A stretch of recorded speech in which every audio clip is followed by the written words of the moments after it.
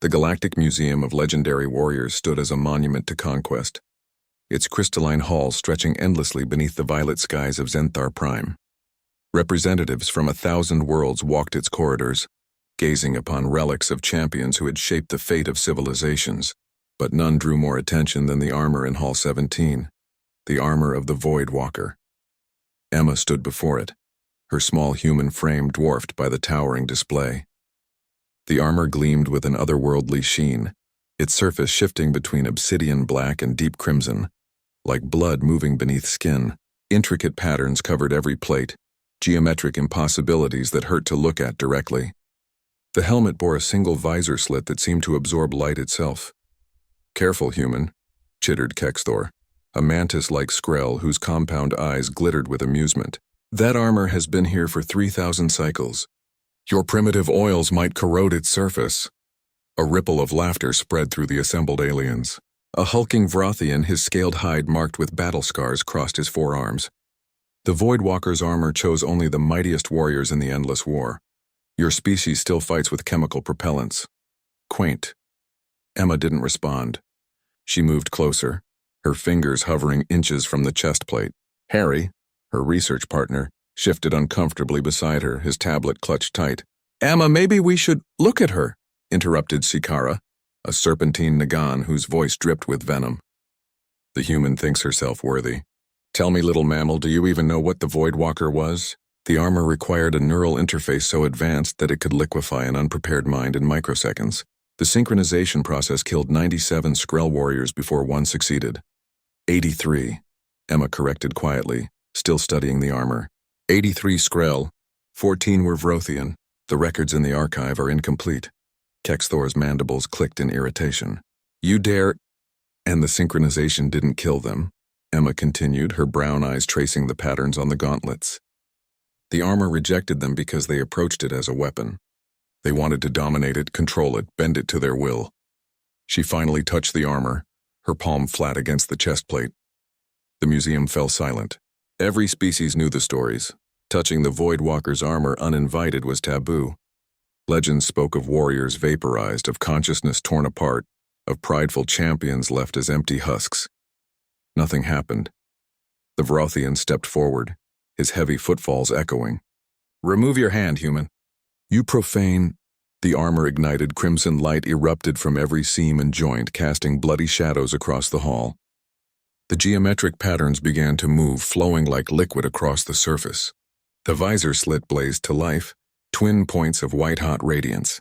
The assembled aliens stumbled backward, shielding their eyes from the sudden brilliance. Emma didn't move. The light washed over her, through her, and the armor began to shift. Plates separated and realigned with mechanical precision. The helmet split down the middle, revealing circuitry that looked like frozen lightning. "Impossible," Kexthor whispered. "The armor has been dormant for millennia. Not since the last Void Walker fell in the Battle of the Shattered Moons has it responded to any being." Harry found his voice. "Emma, what's happening?" She turned, and her eyes reflected the armor's crimson glow. "I told you I needed to see it in person to be sure. The museum's scans weren't detailed enough." "Sure of what?" demanded Sikara, though her voice now carried uncertainty rather than mockery. Emma smiled, a sad, knowing expression. "That I got it right the first time." She reached into her jacket and pulled out a small device, a holographic projector. With a tap, blueprints exploded into the air around them. Schematics, technical specifications, mathematical formulae that made the aliens' translators stutter trying to process them. 42 years ago, Emma said, her voice carrying through the stunned silence, humanity received a signal from deep space. Not a message, a technical manual. Partial, corrupted, fragmentary. It took us decades to decode it. And what we found, she gestured to the armor. Plans for this, or something like it. Lies, the Vrothian growled, but his voice lacked conviction. The Void Walkers weren't one species, Emma continued, walking around the armor as it responded to her presence, panels shifting to follow her movement. They were an alliance, a coalition of civilizations facing extinction from something worse than war. And they built these armors as a last defense. But they lost. Their worlds are dust now, dead systems in uncharted space. She pulled up another hologram, a star map with dozens of systems marked in red. We found them. The ruins. And in those ruins we found more fragments of the manual. My team spent 20 years piecing together how to build this technology from scratch. Human metallurgy. Human neural interface design. Human engineering. Kexthor's mandibles trembled.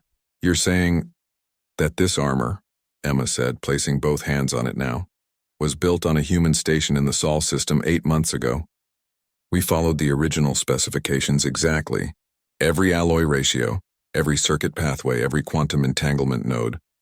We built it as a test, to see if humanity could walk the same path the Voidwalkers once did.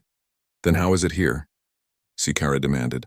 This armor has been documented for 3,000 cycles. Harry finally spoke up, his voice shaking with excitement and fear. Show them, Emma! She nodded and interfaced her tablet with the armor. The helmet's interior lit up, displaying lines of code. Human code, Earth-standard programming languages. We sent it back. A prototype temporal displacement using the armor's own void drive technology. 3,000 years into the past. It was a message. A promise. That humanity would find the path. That we would be worthy.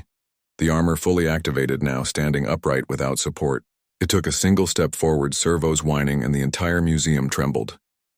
The galaxy laughed at us, Emma said, her voice hard now, called us primitives, warmongers. Too violent, too aggressive, too young to join the great civilizations.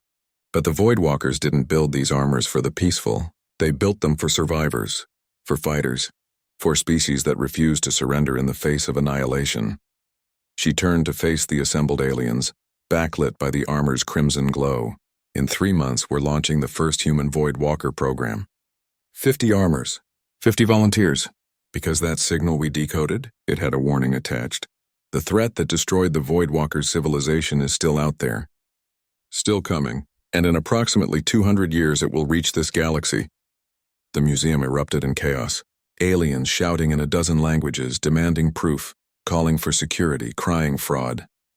But Emma just stood there, calm, as the armor behind her blazed like a small sun. Kexthor approached slowly, his mockery gone, replaced by something like fear.